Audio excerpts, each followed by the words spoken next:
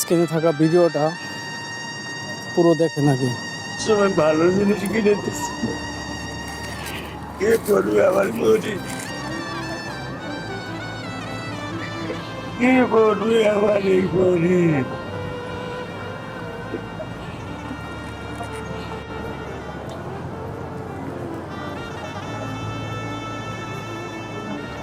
ঠিক আছে ভাই, আমরা জান না অনেক কিছু, ঠিক আছে না? আমি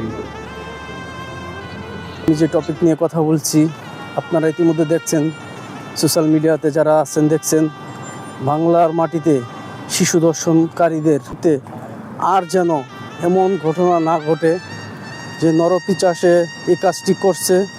ওর গণসম্মুখে ওর যেন মৃত্যুদণ্ড দেওয়া হোক, সেটা দেখে আর এসব কাজগুলো কেউ না করতে পারে। আমরা সেই জন্য সরকারের কাছে আবেদন করছি, এসব নরপিশাচদেরকে সন্তান হারানো কতটা যে কষ্টের একমাত্র বাবা মাই বুঝে, যার সন্তান হারিয়েছে।